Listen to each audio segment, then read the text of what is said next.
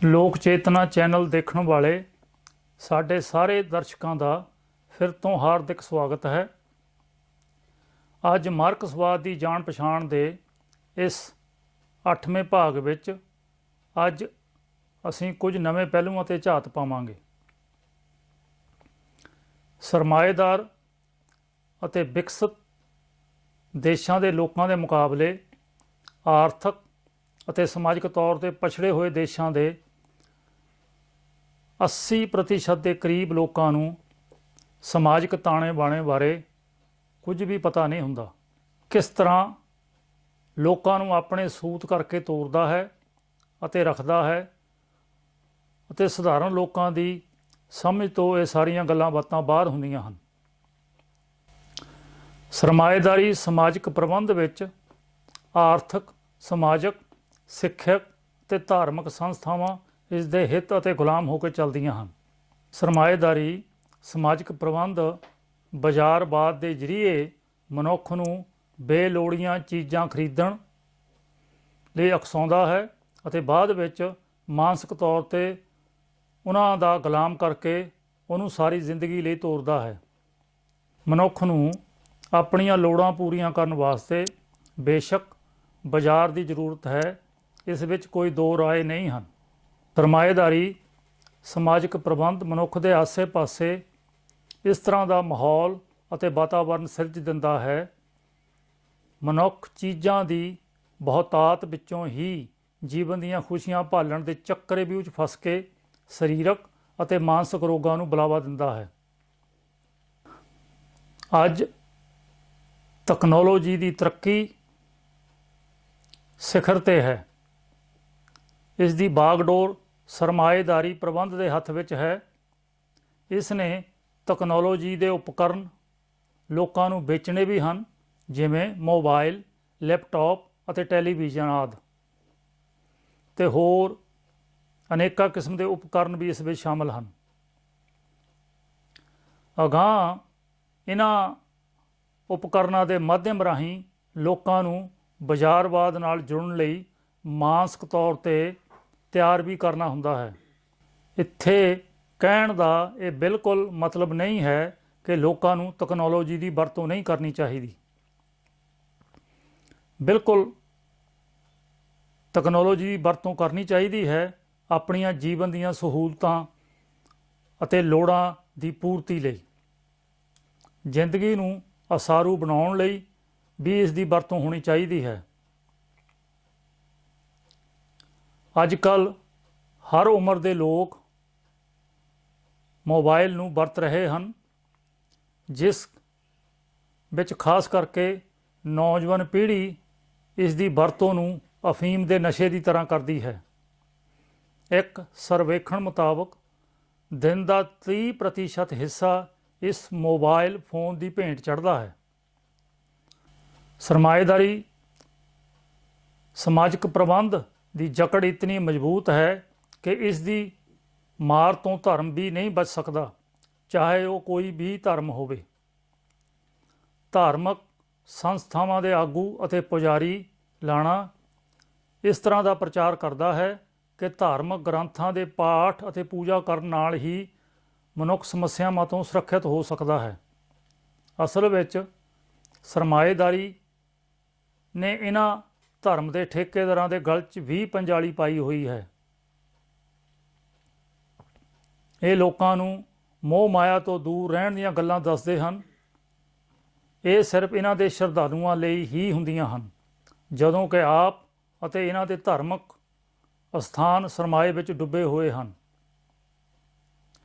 ਜਗੀਰਦਾਰੀ ਰਜਵਾੜਾ ਸ਼ਾਹੀ ਯੁੱਗ ਵਿੱਚ ਰਜਵਾੜਾ ਸ਼ਾਹੀ ਨੂੰ ਪੱਕੇ ਪੈਰੀਂ ਰੱਖਣ ਲਈ ਪੁਜਾਰੀ ਸ਼੍ਰੇਣੀ ਪੂਰਾ ਯੋਗਦਾਨ ਪਾਉਂਦੀ ਸੀ। ਅੱਜ ਦੇ ਸੰਦਰਭ ਵਿੱਚ ਦੇਖਣਾ ਹੋਵੇ ਤਾਂ ਆਰਥਿਕ ਤੌਰ 'ਤੇ ਪਛੜੇ ਹੋਏ ਦੇਸ਼ਾਂ ਵਿੱਚ ਪੁਜਾਰੀ ਸ਼੍ਰੇਣੀ ਸਰਮਾਏਦਾਰੀ ਲਈ ਰਾਹ ਸੁਖਾਲਾ ਕਰਦੀ ਹੈ। ਉਦਾਹਰਨ ਦੇ ਤੌਰ 'ਤੇ ਭ੍ਰਿਸ਼ਟ ਸਮਾਜਿਕ ਪ੍ਰਬੰਧ ਵਿੱਚ ਜਦੋਂ ਵੀ ਕੋਈ ਸਮੱਸਿਆ ਮਨੁੱਖ ਨੂੰ ਦਰਪੇਸ਼ ਆਉਂਦੀ ਹੈ ਤਾਂ ਲੁਟੇਰੇ ਪ੍ਰਬੰਧ 'ਤੇ ਉੱਠਣ ਵਾਲੇ ਸਵਾਲਾਂ ਨੂੰ ਪੁਜਾਰੀ ਲਾਣਾ ਕਿਸਮਤ ਅਤੇ ਰੱਬ ਦੀ ਰਜ਼ਾ ਬਣਾ ਕੇ ਪੇਸ਼ ਕਰਦੇ ਹਨ। ਸਰਮਾਏਦਾਰੀ ਸਮਾਜਿਕ ਪ੍ਰਬੰਧ ਮਨੁੱਖ ਨੂੰ ਅਖੌਤੀ ਆਜ਼ਾਦੀ ਦੇ ਨਾਮ 'ਤੇ ਇਸ ਤਰ੍ਹਾਂ ਦਾ ਬਣਾ ਕੇ ਤੋਰਦਾ ਹੈ ਕਿ ਉਹ ਕੋਈ ਵੀ ਢੰਗ ਵਰਤਦਾ ਹੋਇਆ ਵੱਧ ਤੋਂ ਵੱਧ ਸਰਮਾਇਆ ਅਤੇ ਸਾਧਨ ਇਕੱਠੇ ਕਰ ਸਕਦਾ ਹੈ। ਕੋਈ ਵੀ ਪੂਜਾ ਪਾਠ ਪੁੰਨ ਦਾਨ ਵਰਗੇ ਆਡੰਬਰ ਕਰਕੇ ਲੋਕਾਂ ਤੋਂ ਲੁੱਟੇ ਹੋਏ ਸਰਮਾਏ ਅਤੇ ਸੰਸਾਧਨਾਂ ਨੂੰ ਭਾਰਤੀ ਸਮਾਜ ਵਿੱਚ ਸਹੀ ਠਹਿਰਾ ਸਕਦਾ ਹੈ। ਇੱਕ ਕਹਾਵਤ ਹੈ ਕਿ ਇਕੱਠੇ ਹੋਏ ਸਰਮਾਏ ਦੀ ਨੀਂਹ ਥੱਲੇ ਕੋਈ ਜੁਰਮ ਜਾਂ ਅਪਰਾਧ ਛੁਪਿਆ ਹੁੰਦਾ ਹੈ। ਸਭ ਤੋਂ ਪਹਿਲਾਂ ਬਰਤਾਨੀਆ ਵਿੱਚ ਅਤੇ ਉਸ ਤੋਂ ਬਾਅਦ ਬਾਕੀ ਦੂਸਰੇ ਪੱਛਮੀ ਦੇਸ਼ਾਂ ਵਿੱਚ ਸ਼ੁਰੂਆਤ ਦੇ ਸਮੇਂ ਜਗੀਰੂ ਸਮਾਜ ਦੇ ਖਿਲਾਫ ਸਰਮਾਏਦਾਰੀ ਨੇ ਲੜਾਈ ਜਿੱਤਣ ਵਾਸਤੇ ਲੋਕਾਂ ਨੂੰ ਜਾਗਰਤ ਕੀਤਾ ਅਤੇ ਉਹਨਾਂ ਦੇ ਸਹਿਯੋਗ ਨਾਲ ਪੁਰਾਣੇ ਸਮਾਜਿਕ ਪ੍ਰਬੰਧ ਨੂੰ ਢਾਹ ਕੇ ਸਮਾਜਿਕ ਪ੍ਰਬੰਧ ਨੂੰ ਸਿਰਜਿਆ ਅਤੇ ਤਰੱਕੀ ਦੇ ਰਾਹ ਪਾਇਆ। ਮਸ਼ੀਨ ਦੀਆਂ ਖੋਜਾਂ ਹੋਈਆਂ ਅਤੇ ਮਨੁੱਖੀ ਜ਼ਿੰਦਗੀ ਵਿੱਚ ਮਸ਼ੀਨ ਦਾ ਪ੍ਰਵੇਸ਼ ਹੋਣ ਨਾਲ ਜੀਵਨ ਦਾ ਸਫ਼ਰ ਸੁਖਾਲਾ ਹੋ ਗਿਆ। ਇਹਨਾਂ ਦੇਸ਼ਾਂ ਦੇ ਉੱਚ ਵਰਗ ਦੇ ਲੋਕ ਬਾਕੀ ਦੁਨੀਆ ਨਾਲੋਂ ਪਹਿਲਾਂ ਵਿਗਿਆਨਕ ਤੌਰ 'ਤੇ ਸੁਚੇਤ ਹੋਣੇ ਸ਼ੁਰੂ ਹੋਏ। ਵਿਗਿਆਨਕ ਖੋਜਾਂ ਨੂੰ ਸਮਾਜ ਦੇ ਸਰਮਾਏਦਾਰ ਵਰਗ ਨੇ ਵਰਤੋਂ ਵਿੱਚ ਲਿਆਂਦਾ ਅਤੇ ਸਮਾਜ ਦੇ ਵਿਸ਼ਾਲ ਖਿੱਤੇ ਤੱਕ ਪਹੁੰਚਾਇਆ।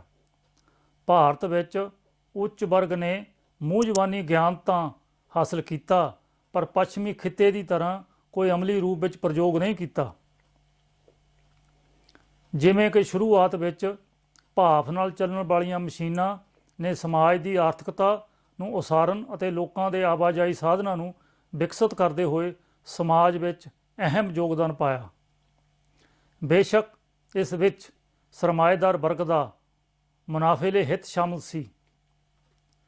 ਖੇਤੀ ਦੀ ਕਾਸ਼ਤਕਾਰੀ ਵਿੱਚ ਵੀ 19ਵੀਂ ਸਦੀ ਦੇ 3 ਦਹਾਕਿਆਂ ਤੋਂ ਭਾਫ਼ ਨਾਲ ਚੱਲਣ ਵਾਲੀਆਂ ਮਸ਼ੀਨਾਂ ਆ ਗਈਆਂ ਸਨ। ਇਹ ਅੱਜ ਵੀ ਨਮੂਨੇ ਦੇ ਤੌਰ 'ਤੇ ਇੰਗਲੈਂਡ ਦੇ ਅਜਾਇਬ ਘਰ ਵਿੱਚ ਲੋਕਾਂ ਦੇ ਦੇਖਣ ਵਾਸਤੇ ਵਿਰਾਸਤ ਵਜੋਂ ਸੰਭਾਲ ਕੇ ਰੱਖੀਆਂ ਹੋਈਆਂ ਹਨ। ਪਰ ਭਾਰਤ ਵਰਗੇ ਦੇਸ਼ ਵਿੱਚ ਐਸੀ ਕੋਈ ਤਬਦੀਲੀ ਨਹੀਂ ਵਾਪਰੀ। ਇਸ ਲਈ ਇਸ ਦੇਸ਼ ਵਿੱਚ ਅੱਜ ਵੀ ਜੂ ਲੰਗੜਾ ਸਮਾਜਿਕ ਢਾਂਚਾ ਸਰਮਾਏਦਾਰੀ ਨਾਲ ਚੱਲ ਰਿਹਾ ਹੈ। ਭਾਰਤ ਵਿੱਚ ਈਸਟ ਇੰਡੀਆ ਕੰਪਨੀ ਆਉਣ ਦੇ ਨਾਲ ਸਰਮਾਏਦਾਰੀ ਨੇ ਹੌਲੀ ਹੌਲੀ ਭਾਰਤ ਦੇ ਸਮਾਜ ਵਿੱਚ ਪ੍ਰਵੇਸ਼ ਕੀਤਾ। ਬ੍ਰਿਟਿਸ਼ ਰਾਜ ਨੇ ਆਪਣੇ ਸਰਮਾਏਦਾਰੀ ਹਿੱਤਾਂ ਨੂੰ ਮਹਿਫੂਜ਼ ਕਰਦੇ ਹੋਏ ਰੇਲਵੇ ਅਤੇ ਹੋਰ ਉਦਯੋਗਾਂ ਨੂੰ ਉਸਾਰਿਆ। ਦੂਸਰਾ, ਭਾਰਤ ਨੂੰ ਰਾਜਨੀਤਿਕ ਤੌਰ 'ਤੇ ਗੁਲਾਮ ਰੱਖਣ ਲਈ ਵੀ ਵਿਕਸਿਤ ਸਾਧਨਾਂ ਦਾ ਇਸਤੇਮਾਲ ਕੀਤਾ। ਰਾਜ ਦਾ ਅਸਲ ਅੰਤ ਬ੍ਰਿਟਿਸ਼ ਰਾਜ ਦੀ ਭਾਰਤ ਵਿੱਚ ਸਥਾਪਤੀ ਨਾਲ ਹੋਇਆ, ਪਰ ਦੂਰ ਦਰਾਡੇ ਪੇਂਡੂ ਇਲਾਕਿਆਂ ਵਿੱਚ ਲੋਕਾਂ ਦੀ ਜੀਵਨ ਸ਼ੈਲੀ ਅਤੇ ਰਵਾਇਤਾਂ ਦੇ ਰੂਪ ਵਿੱਚ ਸਰਮਾਏਦਾਰੀ ਦੀ ਛਤਰ ਛਾਇਆ ਥੱਲੇ ਜਗੀਰੂ ਢਾਂਚਾ ਸਹਿਕਦਾ ਰਿਹਾ, ਜੋ ਅੱਜ ਤੱਕ ਪ੍ਰਤੱਖ ਰੂਪ ਵਿੱਚ ਸਮਾਜਿਕ ਰਵਾਇਤਾਂ, ਜਾਤ ਪਾਤ ਅਤੇ ਧਾਰਮਿਕ ਆਡੰਬਰਾਂ ਦੇ ਰੂਪ ਵਿੱਚ ਪ੍ਰਗਟ ਹੈ। ਅਜੋਕੇ ਸਮੇਂ ਵਿੱਚ ਇਹੀ ਮੁੱਖ ਕਾਰਨ ਹੈ ਕਿ ਭਾਰਤ ਵਰਗੇ ਦੇਸ਼ ਦੇ ਪਛੜੇ ਅਤੇ ਰੂੜੀਵਾਦੀ ਰਵਾਇਤਾਂ ਵਾਲੇ ਸਮਾਜ ਵਿੱਚ ਵਿਦੇਸ਼ੀ ਅਤੇ ਦੇਸੀ ਸਰਮਾਏਦਾਰ ਕੰਪਨੀਆਂ ਲਈ ਲੋਕਾਂ ਦੀ ਲੁੱਟ ਕਰਨੀ ਹੋਰ ਵੀ ਸੁਖਾਲੀ ਹੈ। ਜਗੀਰੂ ਸਮਾਜ ਸਮੇਂ ਕਾਮਾ ਸ਼੍ਰੇਣੀ ਲਈ ਘਾਤਕ ਨੀਤੀਆਂ ਦੇ ਵਿਰੋਧ ਵਿੱਚ ਆਵਾਜ਼ ਉਠਾਉਣਾ ਅਤੇ ਮਨੁੱਖੀ ਜ਼ਿੰਦਗੀ ਨੂੰ ਸੁਖਾਲੇ ਰਾਹ ਪਾਉਣਾ ਸਿੱਖ ਲਹਿਰ ਦੇ ਆਗੂਆਂ ਦੀ ਵਡਿਆਈ ਸੀ।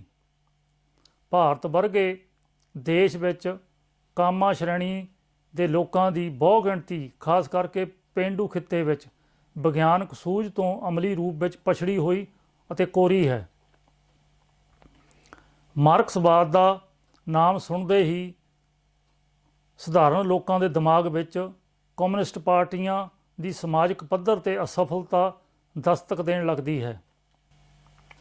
ਮਾਰਕਸਵਾਦ ਦੀ ਵਿਚਾਰਧਾਰਾ ਨਾਲ ਲੋਕ ਸੁਚੇਤ ਨਾ ਹੋ ਜਾਣ, ਇਸ ਦੀ ਮੋਹਰੀ ਭੂਮਿਕਾ ਰਾਸ਼ਟਰੀ ਸੇਵਾ ਸੰਘ ਅਤੇ ਇਸ ਦੀਆਂ ਹੋਰ ਜੋੜੀਦਾਰ ਸੰਸਥਾਵਾਂ ਨੇ ਨਿਭਾਈ। ਅਤੇ ਅੱਜ ਵੀ ਨਿਭਾ ਰਹੀਆਂ ਹਨ। ਪੰਜਾਬ ਵਿੱਚ ਗੁਰਦੁਆਰਿਆਂ ਨੂੰ ਆਜ਼ਾਦ ਕਰਾਉਣ ਦੇ ਮੋਰਚਿਆਂ ਤੋਂ ਬਾਅਦ ਮਾਰਕਸਵਾਦ ਦੇ ਵਿਰੁੱਧ ਪ੍ਰਚਾਰ ਕਰਨ ਦਾ ਪ੍ਰਚਲਨ ਸਿੱਖ ਜਥੇਬੰਦੀਆਂ ਵਿੱਚ ਸ਼ੁਰੂ ਹੋਇਆ। ਮਿਸਾਲ ਵਜੋਂ ਸ਼੍ਰੋਮਣੀ ਅਕਾਲੀ ਦਲ ਨੇ ਪੇਂਡੂ ਇਲਾਕਿਆਂ ਦੇ ਸਿੱਖਾਂ ਵਿੱਚ ਆਪਣਾ ਆਧਾਰ ਪੱਕਾ ਕਰਨ ਲਈ 1930 ਦੇ ਕਰੀਬ ਹੌਲੀ-ਹੌਲੀ ਮਾਰਕਸਵਾਦ ਦੇ ਵਿਰੁੱਧ ਪ੍ਰਚਾਰ ਕਰਨਾ ਸ਼ੁਰੂ ਕੀਤਾ। ਇਹ ਲੋਕਾਂ 'ਚ ਆਖਣਾ ਸ਼ੁਰੂ ਕਰ ਦਿੱਤਾ ਕਿ ਮਾਰਕਸਵਾਦ ਧਰਮ ਨੂੰ ਅਫੀਮ ਕਹਿੰਦਾ ਹੈ ਅਤੇ ਨਾਸਤਕ ਬਣਾਉਂਦਾ ਹੈ।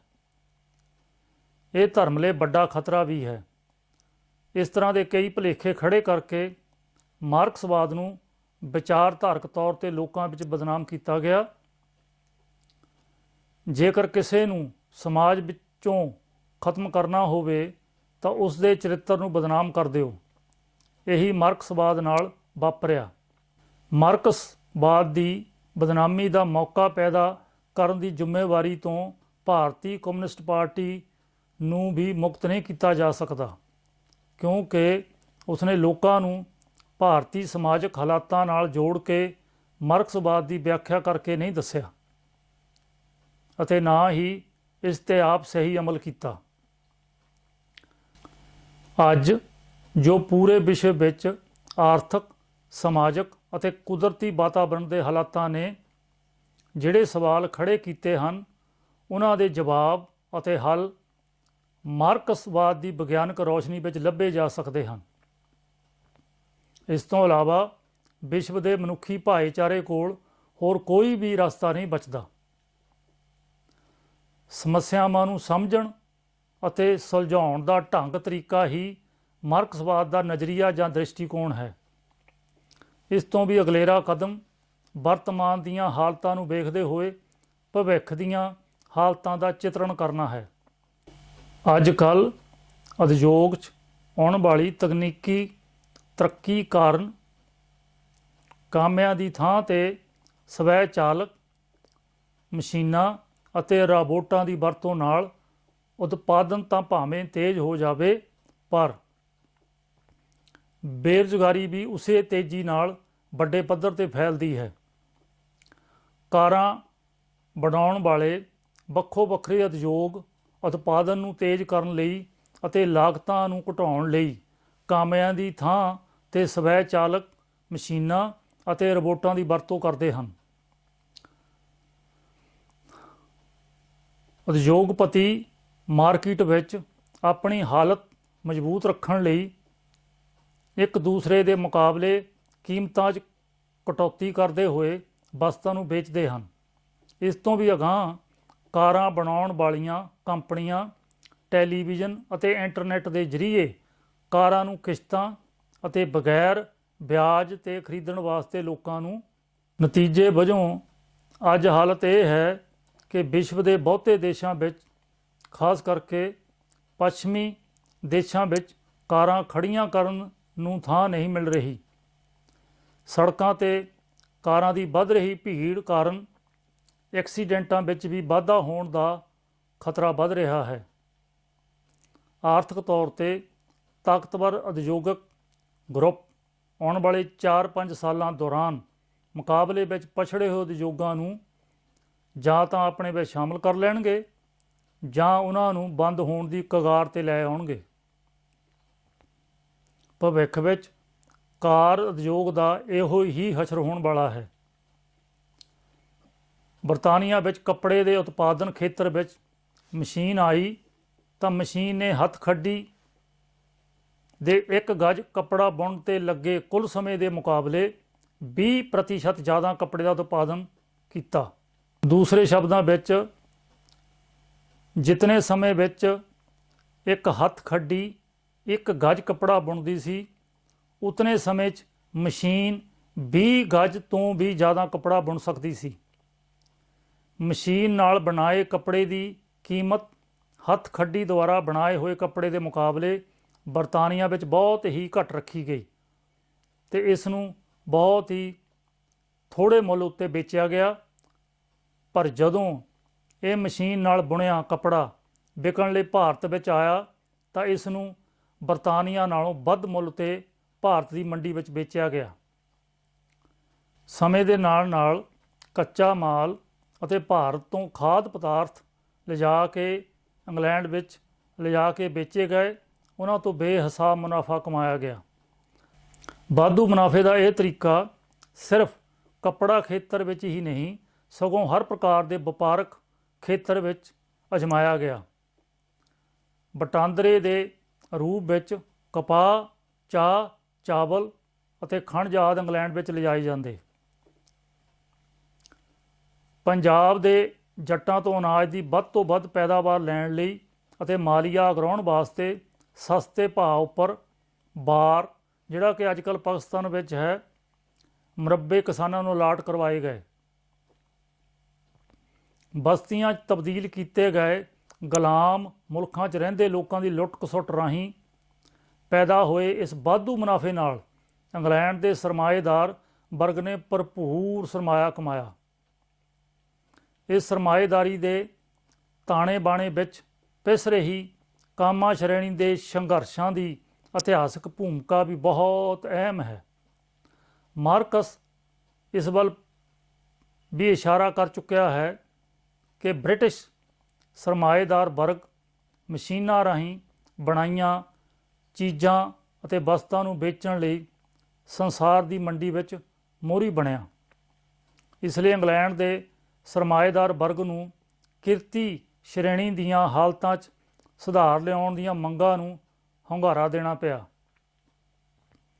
ਭਾਵੇਂ ਇਸ ਦਾ ਸਰੋਕਾਰ ਸਿਰਫ ਹੁਨਰਮੰਦ ਜਾਂ ਸਕਿਲਡ ਕਾਮਿਆਂ ਦੇ ਉੱਪਰਲੇ ਵਰਗ ਨਾਲ ਹੀ ਸੀ। ਇੱਥੇ ਇਹ ਦੱਸਣਾ ਲਾਜ਼ਮੀ ਹੈ ਕਿ ਕਾਮਾ ਸ਼੍ਰੇਣੀ ਵਿੱਚ ਵੀ ਦੋ ਦਰਜੇ ਹਨ। ਇੱਕ ਉਹ ਜਿਹੜੇ ਹੁਨਰਮੰਦ ਕਾਮੇ ਅਤੇ ਦੂਸਰੇ ਗੈਰ ਹੁਨਰਮੰਦ ਜਾਂ ਅਨਸਕਿਲਡ ਕਾਮਾ ਸ਼੍ਰੇਣੀ ਹੁੰਦੀ ਹੈ। ਇਸ ਲਈ ਬਰਤਾਨੀਆ ਦੇ ਹੁਨਰਮੰਦ ਇੰਜੀਨੀਅਰਾਂ, ਕਾਟਨ ਮਿੱਲਾਂ ਦੇ ਕਾਮਿਆਂ ਦੇ ਕਈ ਗਰੁੱਪ ਦੂਸਰੇ ਦੇਸ਼ਾਂ ਦੇ ਮੁਕਾਬਲੇ ਜੀਵਨ ਨਿਰਵਾਹ ਅਤੇ ਰਹਿਣ ਦੇ ਹਾਲਾਤਾਂ ਨੂੰ ਵਧੀਆ ਬਣਾ ਸਕੇ।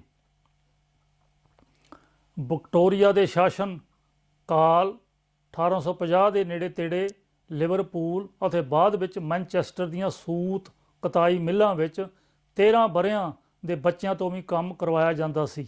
ਜੇਕਰ ਉਹਨਾਂ ਤੋਂ ਕੋਈ ਗਲਤੀ ਹੋ ਜਾਂਦੀ ਜਾਂ ਉਹ ਕੰਮ 'ਤੇ ਦੇਰ ਨਾਲ ਪਹੁੰਚਦੇ ਸਨ ਤਾਂ ਉਹਨਾਂ ਨੂੰ ਬਕਾਇਦਾ ਸਜ਼ਾ ਦਿੱਤੀ ਜਾਂਦੀ ਸੀ।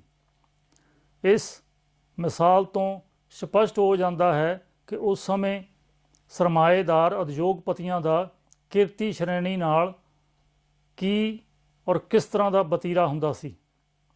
ਇਸ ਉਦਾਹਰਣ ਤੋਂ ਸਪਸ਼ਟ ਹੋ ਜਾਂਦਾ ਹੈ ਕਿ ਉਸ ਸਮੇਂ ਸਰਮਾਏਦਾਰ ਉਦਯੋਗਪਤੀਆਂ ਦਾ ਕਿਰਤੀ ਸ਼੍ਰੇਣੀ ਨਾਲ ਕੀ ਵਤੀਰਾ ਹੁੰਦਾ ਸੀ। ਇਸ ਤੋਂ ਅਗਾਂਹ ਗੁਲਾਮ ਦੇਸ਼ਾਂ ਦੀ ਕਿਰਤੀ ਸ਼੍ਰੇਣੀ ਦੇ ਕਈ ਵਰਗ ਸਰਮਾਏਦਾਰਾਂ ਦੀ ਲੁੱਟ ਘਸੁੱਟ ਨਾਲ ਆਪਣੇ ਹਿੱਤਾਂ ਦੀ ਪਛਾਣ ਕਰਨ ਵਿੱਚ ਰੁਚੀ ਅਤੇ ਸੰਗਠਨ ਹੋਣ ਦੇ ਰਾਹ ਪੈਣ ਲੱਗੇ। ਸਮੇਂ ਉਦਯੋਗਿਕ ਪੱਖ ਤੋਂ ਵਿਕਸਿਤ ਹਰ ਦੇਸ਼ ਵਿੱਚ ਪਛੜੇ ਹੋਏ ਦੇਸ਼ਾਂ ਦੇ ਮੁਕਾਬਲੇ ਕਈ ਕਾਮਿਆਂ ਦੇ ਗਰੁੱਪਾਂ ਦੀਆਂ ਵਧੀਆ ਹਾਲਤਾਂ ਸਨ। ਕਾਮਾ ਯੂਨੀਅਨਾਂ ਜਾਂ ਸੰਗਠਨਾਂ ਦੇ ਆਗੂ ਆਪੋ ਆਪਣੇ ਗਰੁੱਪਾਂ ਦੇ ਹੱਕਾਂ ਨੂੰ ਸੁਰੱਖਿਅਤ ਕਰਨ ਲਈ ਮੌਕਾ ਪ੍ਰਸਤੀ ਵੱਲ ਝੁਕਾਅ ਰੱਖਣ ਲੱਗੇ। ਸਮੂਹ ਵਰਕਰ ਸ਼੍ਰੇਣੀ ਦੇ ਹਾਲਾਤਾਂ ਨੂੰ ਵਿਚਾਰਨ ਤੋਂ ਬਗੈਰ ਹੀ ਆਪੋ ਆਪਣੇ ਗਰੁੱਪਾਂ ਦੀ ਤਰਫੋਂ ਸਰਮਾਏਦਾਰਾਂ ਨਾਲ ਸ਼ਰਤਾਂ ਤੈਅ ਕਰਨ ਲੱਗ ਪਏ ਸਨ।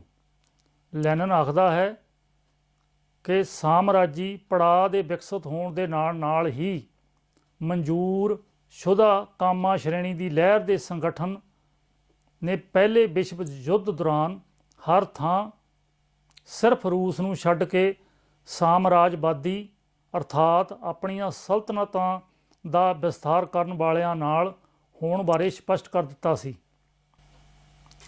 ਅਗਾਂਹ ਲੈਨਿਨ ਦਰਸਾਉਂਦਾ ਹੈ ਕਿ ਜਦੋਂ ਕਿ ਦੂਸਰੇ ਨੁਕਤੇ ਤੋਂ ਯੁੱਧ ਦੌਰਾਨ ਪੈਦਾ ਹੋਏ ਹਾਲਾਤਾਂ ਨੂੰ ਸਰਮਾਏਦਾਰ ਸ਼੍ਰੇਣੀ ਤੋਂ ਸ਼ਕਤੀ ਹਥਿਆਉਣ ਲਈ ਵਰਤਿਆ ਜਾ ਸਕਦਾ ਸੀ।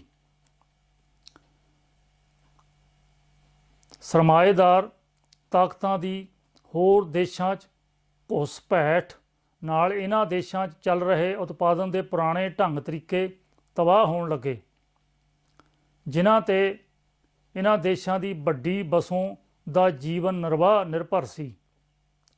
ਇੰਗਲੈਂਡ ਦੇ ਲੈਂਕਾਸ਼ਾਇਰ ਦੀਆਂ ਮਿੱਲਾਂ ਦੇ ਕੱਪੜਾ ਉਤਪਾਦਨ ਦੇ ਮੁਕਾਬਲੇ ਨੂੰ ਨਾ ਝੱਲਦੇ ਹੋਏ ਭਾਰਤ ਦੇ ਖੱਡੀ ਬੁਣਕਰਾਂ ਦੇ ਜੀਵਨ ਨਿਰਵਾਹ ਦੇ ਸਾਧਨ ਤਬਾਹ ਹੋ ਗਏ।